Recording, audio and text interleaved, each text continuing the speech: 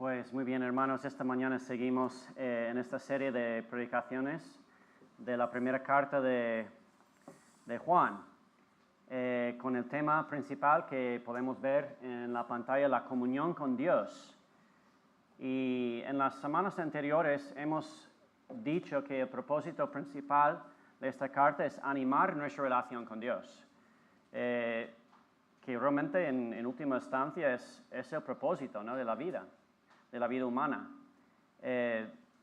Y yo creo que si hoy sales de aquí, sales a la calle y pregunta a la gente cuál es el propósito de la vida humana,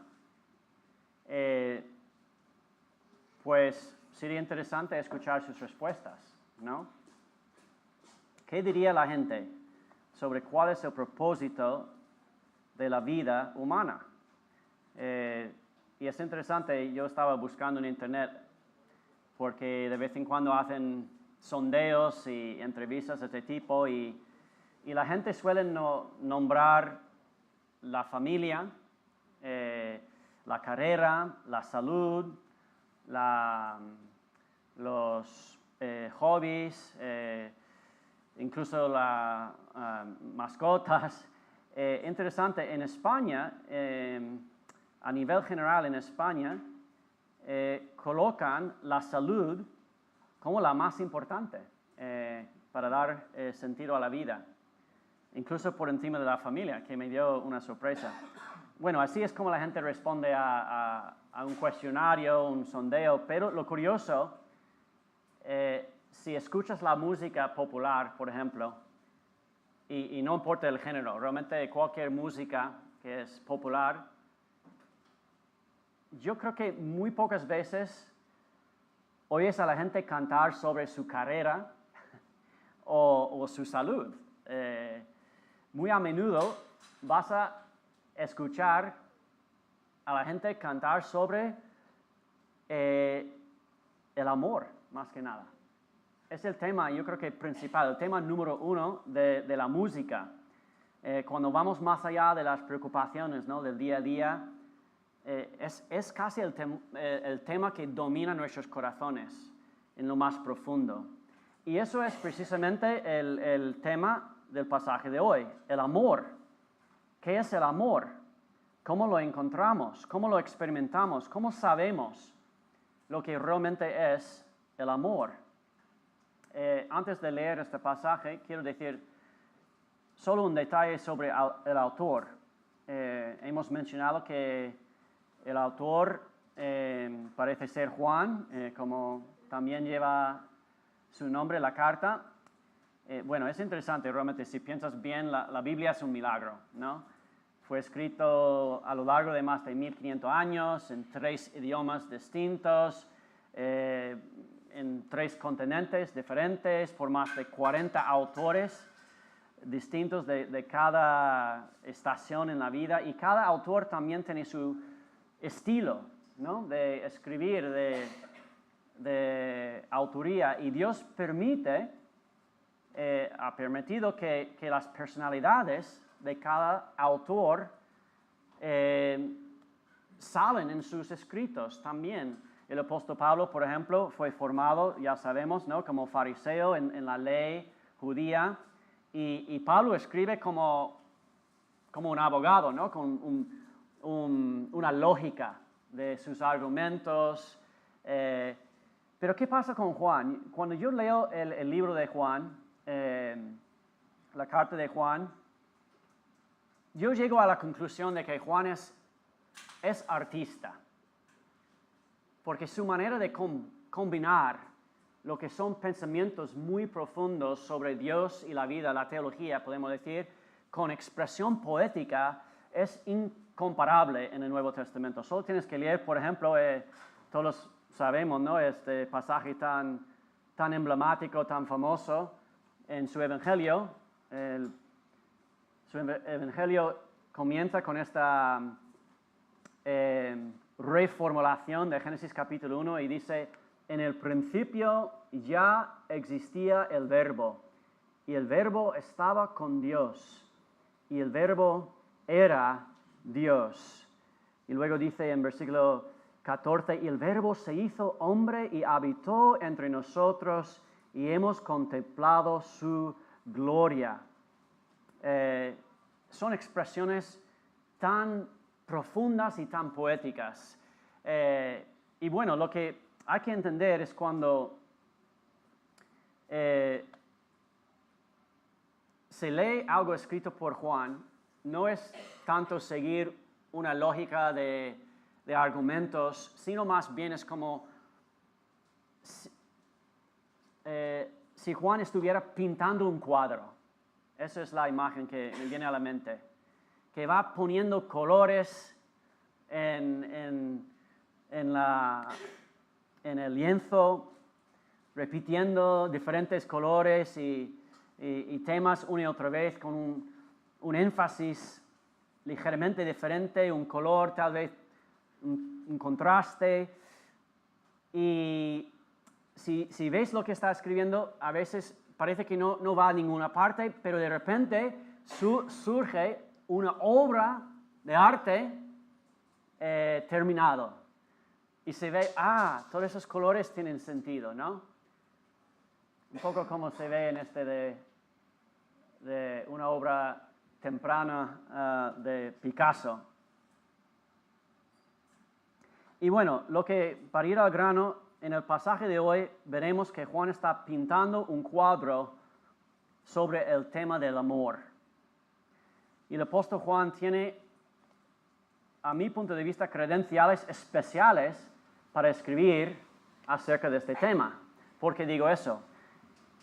Bueno, en primer lugar, por supuesto, el apóstol Juan caminaba y hablaba con Jesús cara a cara como uno de sus 12 discípulos, con Jesús, el maestro de amor durante 3 años. Pero algo aún más interesante para mí, que durante este tiempo que Juan estuvo con Jesús, llegó a tener un apodo particular, y por lo menos en su evangelio casi siempre se refiere a sí mismo, no por su nombre, Juan, pero con un apodo particular. ¿Sabes cuál es? Es el discípulo quien Jesús amaba. Eso es el apodo que siempre se refiere a sí mismo en su evangelio como el discípulo quien Jesús amaba.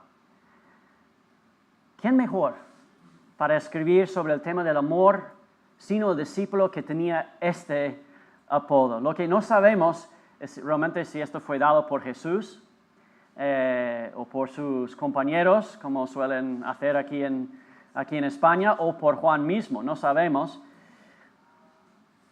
Pero da todo el sentido de que para Juan lo que definía su vida era ser amado por Cristo, más que cualquier otra cosa. Entonces, incluso no debería sorprendernos si os pregunto, ¿cuál es el pasaje, el versículo más conocido, más famoso de toda la Biblia? ¿Cuál sería? Probablemente Juan 3:16, ¿verdad? ¿Y qué dice Juan 3:16? Por tanto, amó Dios al mundo. Ahí está el amor de Dios. Bueno, con esta introducción quiero invitaros a abrir vuestras Biblias, o si también vamos a ponerlo en la pantalla, y escuchar este cuadro, ¿no?, de palabras que el apóstol Juan está pintando sobre el tema del amor. Voy a leer primera carta de Juan, capítulo 4, empezando en versículo 7. Dice así la palabra de Dios. Queridos hermanos, amémonos los unos a los otros, porque el amor viene de Dios, y todo el que ama ha nacido de Él y lo conoce. El que no ama no conoce a Dios, porque Dios es amor. Así manifestó Dios su amor entre nosotros, en que envió a su Hijo unigénito al mundo para que vivamos por medio de Él. En esto consiste el amor, no en que nosotros hayamos amado a Dios, sino que Él nos amó y envió a su Hijo para que fuera ofrecido como sacrificio por el perdón de nuestros pecados. Queridos hermanos, ya que Dios nos ha amado así, también nosotros debemos amarnos los unos a los otros. Nadie ha visto jamás a Dios, pero si nos amamos los unos a los otros, Dios permanece entre nosotros. Y entre nosotros su amor se ha manifestado plenamente. Versículo 13. ¿Cómo sabemos que permanecemos en Él y que Él permanece en nosotros? Porque nos ha dado de su Espíritu. Y nosotros hemos visto y declaramos que el Padre envió a su Hijo para ser el Salvador del mundo. Si alguien reconoce que Jesús es el Hijo de Dios, Dios permanece en Él y Él en Dios. Y nosotros hemos llegado a saber y creer que Dios nos ama. Dios es amor. El que permanece en amor permanece en Dios y Dios en Él. Ese amor se manifiesta plenamente entre nosotros para que en el día del juicio comparezcamos con toda confianza. Porque en este mundo hemos vivido como vivió Jesús. En el amor no hay temor, sino que el amor perfecto echa fuera el temor. El que teme espera el castigo, así que no ha sido perfeccionado en el amor. Nosotros amamos porque Él nos amó primero. Si alguien afirma, yo amo a Dios, pero odia a su hermano, es un mentiroso. Pues el que no ama a su hermano, a quien ha visto, no puede amar a Dios, a quien no ha visto. Y Él nos ha dado este mandamiento: el que ama a Dios, ame también a su hermano. Padre Santo, gracias te damos en el día de hoy por tu palabra y pedimos que sea viva y eficaz por la obra de tu Espíritu en nuestras vidas. En el nombre de Jesús. Amén. Pues hace 2 meses tuve el privilegio de oficiar la boda de mi hijo, Tomás, y su esposa Corina. Ahí hay una foto. Fue en la capilla ahí en la universidad en Nueva York. Y bueno, como siempre me gusta dar la opción a los que van a casarse de escoger un pasaje de la Biblia para su boda. Y ellos escogieron el famoso pasaje sobre el amor de 1 Corintios capítulo 13. Vosotros, seguramente muchos de vosotros habéis usado también este pasaje en vuestras bodas. Nosotros también. El amor es paciente, el amor es bondadoso, todo eso sobre este hermoso, ¿no?, pasaje sobre el amor. Y este pasaje que explica cómo amar, cómo Dios ama. Ahora, tenemos aquí en la primera carta de Juan otro pasaje sobre el amor. Pero podrías pensar que en comparación como, por ejemplo, con 1 Corintios 13, el autor Juan no hace un muy buen trabajo al describir el amor. ¿Por qué digo eso? Porque Juan comienza y termina este pasaje con un mandato, que es, bueno, casi igual. Dice en versículo 7, amémonos los unos a los otros, y termina al final en versículo 21, ame también a tu hermano. Pero ¿cuál es el problema? Que en realidad no nos dice nunca cómo hacerlo. Solo dice amar. No es como 1 Corintios 13 que nos da mucha pista, ¿no? Mucha instrucción en cómo amar. Puedes leer todo este pasaje y sigue con la pregunta, ¿pero cómo? Juan, ayúdame, ¿cómo debería ser el amor hacia mi hermano? ¿Cómo lo hago? Pero no nos dice. Bueno, yo creo que Juan sabía lo que estaba haciendo, porque la verdad es que Juan no gasta mucho tiempo hablando del amor humano. En cambio, pasa la mayor parte de este pasaje hablando sobre el amor de Dios. Y eso es lo que dice en el primer versículo de nuestro pasaje, versículo 7. Queridos hermanos, amémonos los unos a los otros, porque el amor viene ¿de dónde? De Dios. Y todo el que ama ha nacido de Él y lo conoce. Es decir, ¿quieres saber cómo amar a tu prójimo? ¿Qué es el amor de Dios? ¿Qué es el amor cristiano? No será a través de escuchar una música popular, pues tenemos que ir a Dios mismo. Es Dios quien define cómo es el verdadero amor. Entonces, ¿qué es el amor? Vamos a la fuente. Como dice en versículo 16, Dios es amor. Por lo tanto, y creo que eso es obvio, ¿no? Que el verdadero amor no se mide por un estándar humano, sino por lo parecido que es al amor de Dios. Entonces, la pregunta clave para ti y para mí en esta mañana es la siguiente: ¿cómo es el amor de Dios? ¿Cómo nos ama Dios realmente? Y ese es el punto principal de este pasaje. El apóstol Juan sabía que para que realmente nos amemos unos a otros, tenemos que entender y profundizar en cómo Dios nos ama.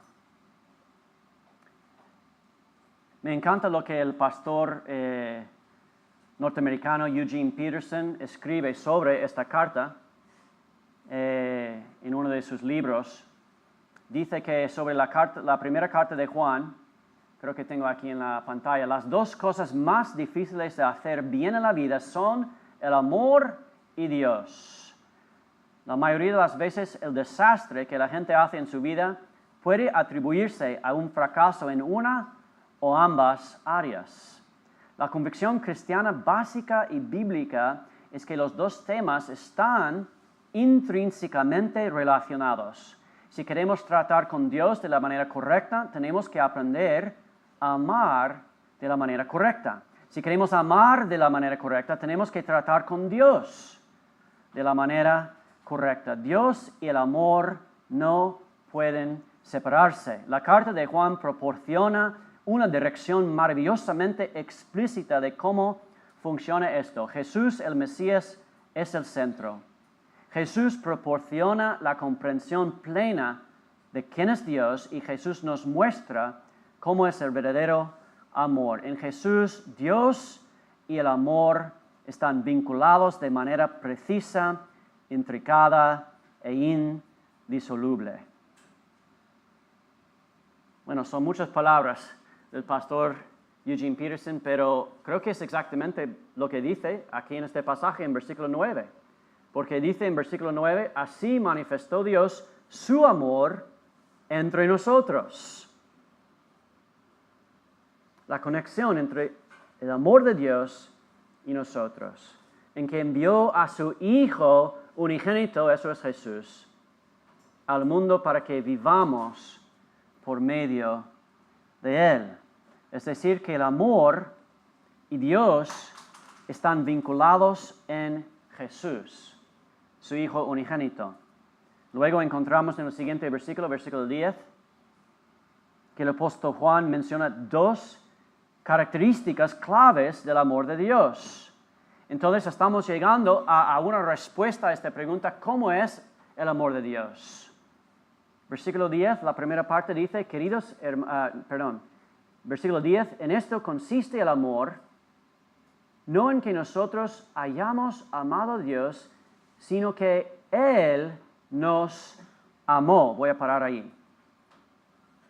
Entonces, ¿cómo es el amor de Dios? La primera característica del amor de Dios es que Dios toma iniciativa. Dios toma la iniciativa. El amor es la idea de Dios. Es el plan de Dios, es la iniciativa de Dios. Por eso dice, no es que nosotros hemos iniciado el amor con Dios, no, sino que Él nos amó. Y luego en versículo 19 se hace más explícitamente todavía porque dice, versículo 19, nosotros amamos porque Él nos amó primero. Entonces el amor de Dios toma la iniciativa. Es proactivo, no reactivo. Y si estás aquí esta mañana, quiero que entiendas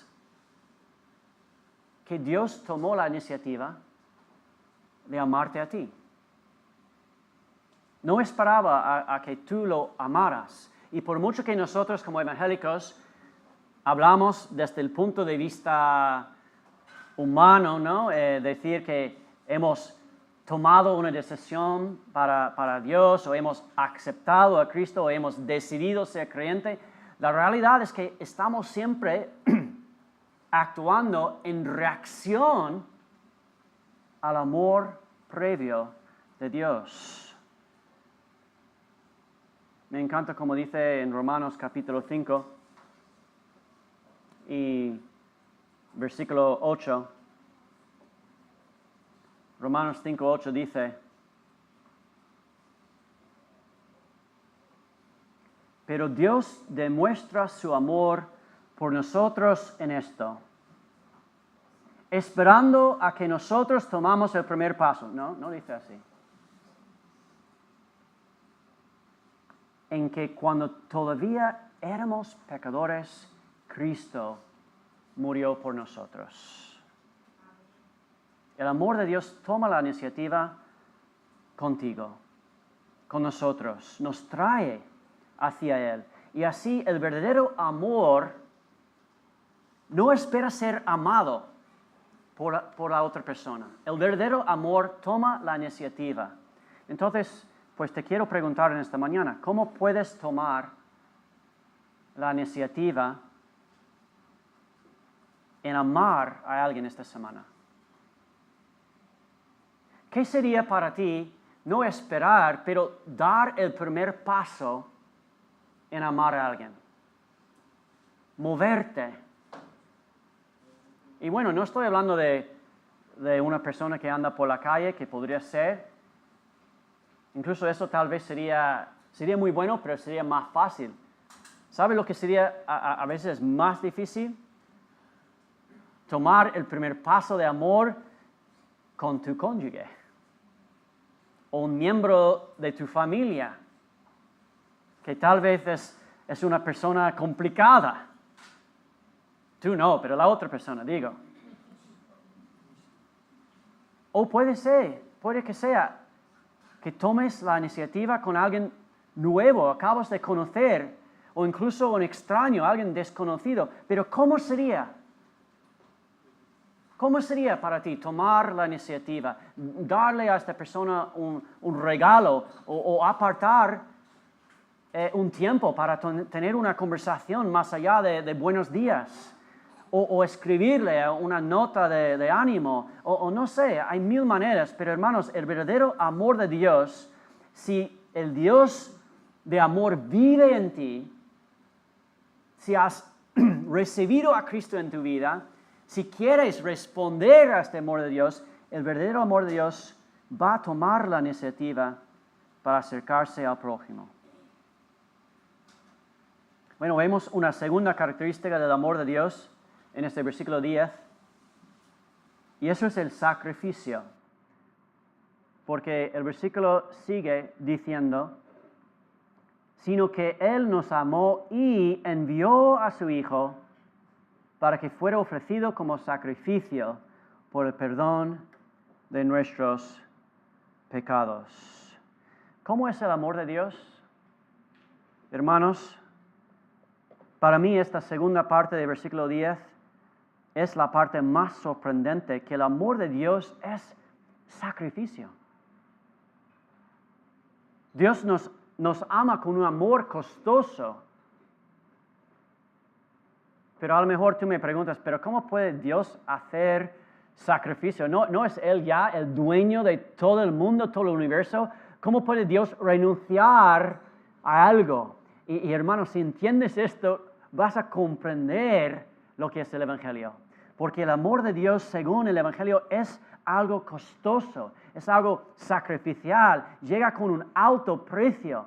¿Has pensado que el amor de Dios por ti viene fácil? Porque la Biblia, la palabra de Dios nos dice el contrario. Como dice en 1 Corintios capítulo 6 y versículo 20, fuisteis comprados por un precio. Por tanto, honrad con vuestro cuerpo a Dios. O como dice en el siguiente capítulo, capítulo 7, versículo 23, vosotros fuisteis comprados por un precio. No os volváis esclavos de nadie. Podemos pensar en muchos hechos de amor, ¿no? Pero ¿sabes cuál es el hecho más amoroso de la historia humana? Es la cruz de Calvario. Y a veces yo creo que caemos en esta trampa de pensar que Jesús, no sé, fue feliz a la cruz, cuando realmente en el jardín de Getsemaní gritó, quítame esta copa. Sudaba gotas de sangre, dice la palabra de Dios. ¿Por qué hizo eso? Porque el verdadero amor cuesta, hermanos, es sacrificial. Y si no entiendes esto, la cruz no tiene sentido, es algo confuso, vergonzoso, o parece un error histórico donde otra vez fanáticos religiosos matan a un profeta de Dios. Pero si entiendes la cruz, será para ti la prueba más sorprendente y grande del amor de Dios. Me encanta, una de mis historias favoritas de supervivencia. Hubo un tiempo cuando me gustaba leer historias cada noche de supervivencia. De hecho, mi mujer siempre decía, me preguntaba, estuvimos en la cama leyendo libros y ella dice, ¿no vas a apagar la luz todavía? Y digo, no todavía, porque nadie ha muerto todavía. un poco raro, tal vez. Pero una de mis historias favoritas, no muere nadie. Y es la historia verdadera del gran explorador británico Ernest Shackleton. No sé si conoces esa historia, pero es increíble. Sobrevivió su tripulación durante un invierno entero en el Antártico, atrapado allí en el hielo. Y en su propio relato de los eventos, Shackleton cuenta de su peor momento en todo este invierno de pesadilla. Y fue una noche en una cabaña de emergencia que habían construido de los restos del barco, porque el barco al final fue demolado por el hielo. Y bueno, estaban ahí en esta cabaña de emergencia y lógicamente llegaba el momento de entregar entre todos la última ración de comida y era nada más que una galleta a cada uno. No tenían nada más para comer. Y según Shackleton, esta noche todos se fueron a la cama y algún tiempo después Shackleton sintió un movimiento silencioso cerca de él.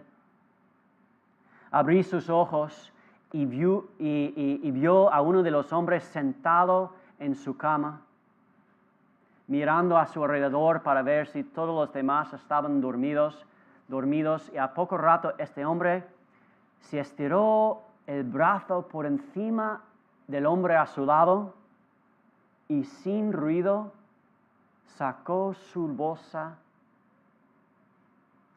la levantó cuidadosamente y la abrió para tomar la galleta de su compañero. Y según Shackleton, vivió una eternidad de suspenso, de horror, porque habría confiado totalmente en este hombre. Y ahora, en momento desesperado, se veía que este hombre se había convertido en un ladrón en estas terribles circunstancias de hambre. Y Shackleton no lo pudo creer. Robar la última galleta de un hombre desnutrido. Pero entonces Shackleton vio otro movimiento y vio al hombre alcanzar su propia bolsa y silenciosamente sacar la galleta de su bolsa y ponerlo en la bolsa de su compañero. y sin ruido devolvió la bolsa de su compañero a su lado y reposó en su cama. Después de escribir esto, Shackleton tiene la siguiente línea. No me atrevo a deciros el nombre de ese hombre, porque yo sentí que ese acto era un secreto entre él y Dios. Hermanos, el verdadero amor es sacrificial. Y la pregunta en esta mañana, ¿qué estás dispuesto a sacrificar? ¿Estás dispuesto a sacrificar tu tiempo, aun si llegas tarde a tu próxima cita programada? ¿Estás dispuesto a sacrificar tu dinero, aun cuando tu presupuesto es ajustado? ¿Estás dispuesto a sacrificar tu orgullo? Puede que sea perder una discusión, aunque tengas la razón. ¿Estás dispuesto a sacrificar amando a alguien que no lo merece? ¿Amar a alguien que te ha lastimado incluso? ¿Estás dispuesto a humillarte y ponerte por debajo?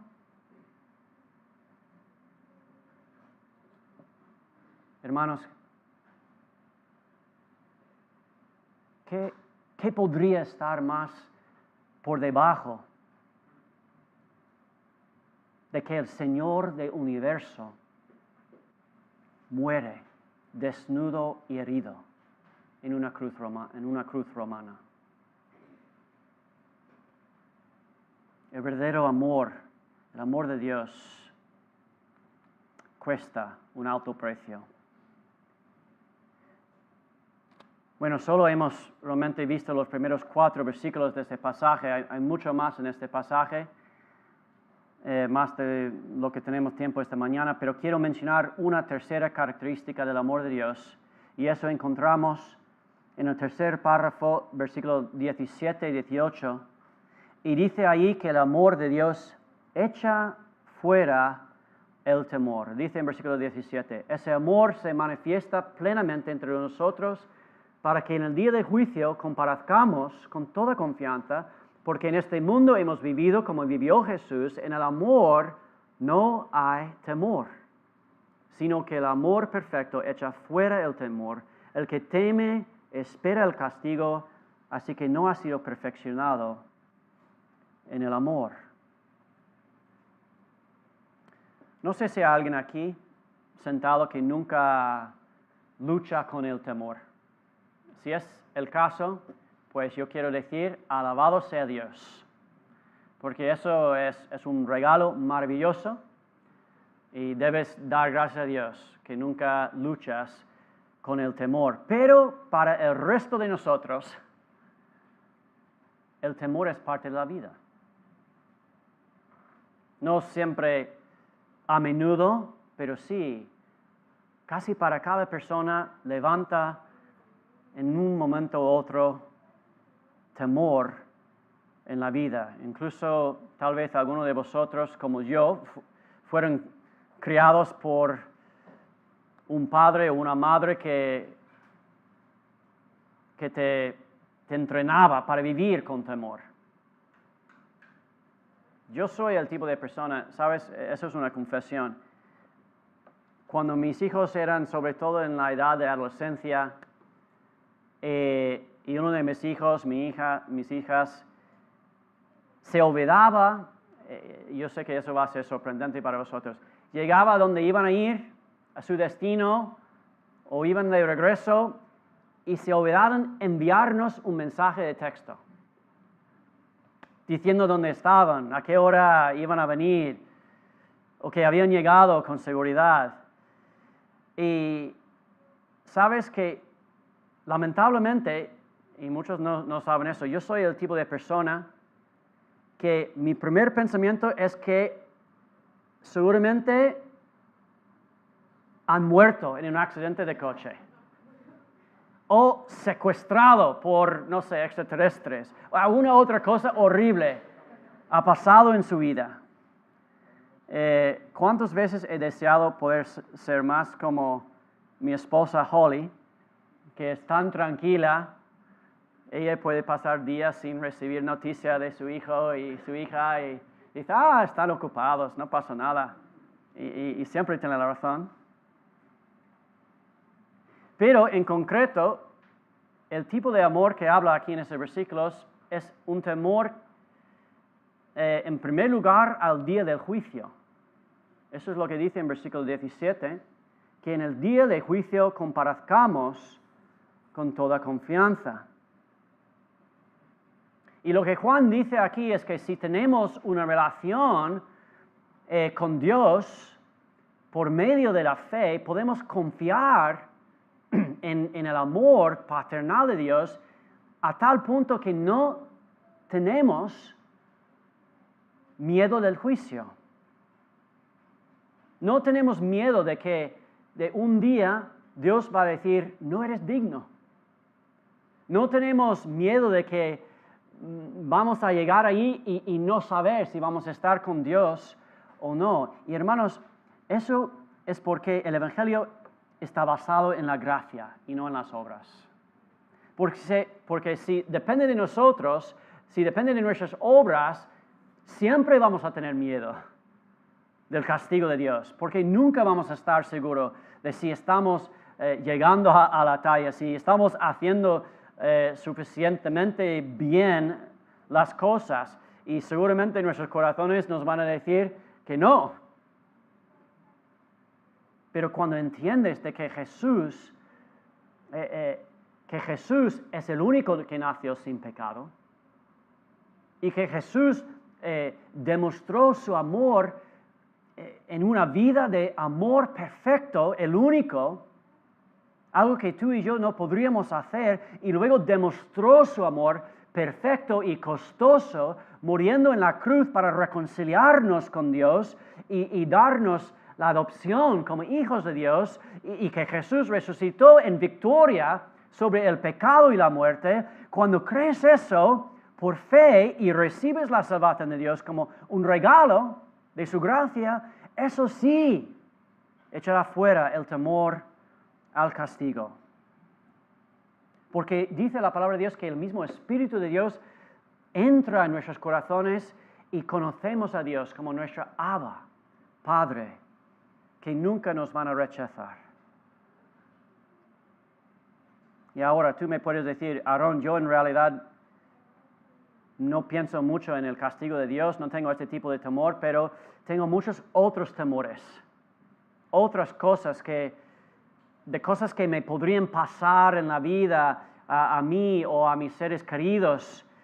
Pero ¿sabes una cosa? Quiero decir una cosa.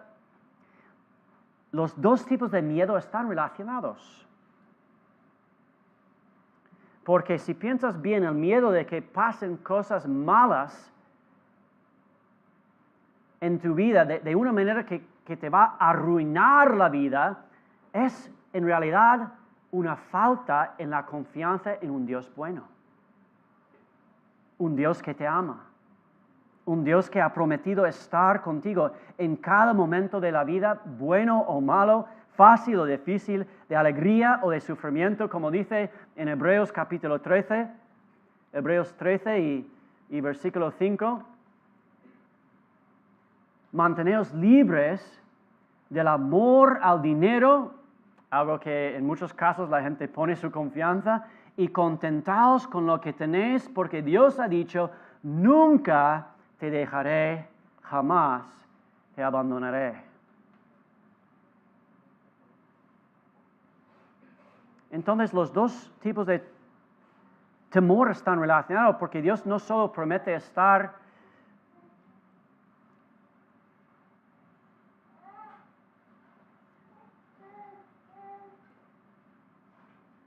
Dios no solo promete estar, como dice la palabra, a tu lado, nunca abandonarte, nunca dejarte. También promete tomar cada circunstancia de tu vida y en su soberanía poder usarlo para su gloria y para tu bien. Nunca podemos citar lo suficiente Romanos capítulo 8 y versículo 28, que dice, ahora bien, sabemos que Dios dispone las cosas buenas, no, dice, Dios dispone todas las cosas para el bien de quienes lo aman. Por cierto, alguna escuela de cristianos que piensan que un creyente nunca debería tener una lucha con el miedo. Pero si es así, te recomendaría leer los Salmos, porque muchos de los Salmos encontramos el salmista pidiendo a Dios que lo encuentre en medio de su miedo, que se lo quite y que se reemplace con fe. Por ejemplo, Salmo 56 y versículo 3 dice, cuando siento miedo, no dice hipotéticamente, sí siento miedo, no, cuando siento miedo, ponga en ti mi confianza. Salmo 56 y versículo 3. O Salmo 34, versículo 4. Busqué al Señor y Él me respondió y me libró de todos mis temores. Si no tienes temor, pues no va a librarte de mucho en este versículo. Me gusta mucho lo que el pastor de la Reforma, Juan Calvino, dice acerca del temor, comentando sobre este pasaje de la primera carta de Juan. Tengo aquí en la pantalla, dice, aunque el temor no sea eliminado por completo, cuando huimos hacia Dios como a un puerto tranquilo, seguro y libre de todo peligro de naufragio y de tempestades, el temor es realmente expulsado porque da paso a la fe. Otra cita de un pastor galés del siglo XVII, Mateo Henry, comentando sobre este mismo pasaje, dice, es una señal de que nuestro amor está lejos de ser perfecto, ya que nuestras dudas, temores y deprimentes aprensiones acerca de Dios son muchas. Anhelemos y apresurémonos a llegar al mundo del amor perfecto, donde nuestra serenidad y alegría en Dios será tan perfectos como nuestro amor. Hermanos, ¿cómo es el verdadero amor? Pues solo tenemos que mirar a Dios. El verdadero amor toma iniciativa. El verdadero amor es sacrificial, dispuesto a soportar inconvenientes, adversidades, sufrimientos. El verdadero amor echa fuera el temor y nos da una vez más confianza en la bondad de Dios, nuestro Padre. Y todo esto es el amor de Cristo. Si vivimos su amor, si mostramos su amor al mundo, si amamos a nuestros hermanos en nuestra congregación, en la Iglesia de Reconciliación, con este amor de Cristo, no hay mejor apología. No hay argumento más convincente de la realidad de Dios en este mundo y de la verdad del Evangelio de Jesús. Padre, gracias te damos. Gracias por tu muestra de amor en nuestras vidas. Y Señor, gracias que si tenemos duda de tu amor, solo tenemos que mirar a la cruz de Calvario y ver en Jesucristo, nuestro Salvador, un amor tan perfecto, tan fuerte, que nos mantiene cerca de ti. Padre Santo, quiero orar por cada uno de nosotros. Primero como individuos, Señor, que podamos crecer en tu amor. Que no estemos estancados, Señor, donde estemos, pero que tengamos, Señor, este deseo de crecer como personas que están llenos del amor de Cristo en nuestras vidas. Y, Señor, también quiero orar por esta iglesia, porque somos una gran familia y en las familias a veces hay dificultad amarnos unos a otros. Señor, ayúdanos a crecer en amor. Ayúdanos, Señor, a estar dispuesto incluso a tomar la iniciativa, a sacrificar nuestro tiempo, nuestro orgullo, Señor, y avanzar sin miedo para crecer en el amor de Cristo. Señor, oramos en su nombre. Amén.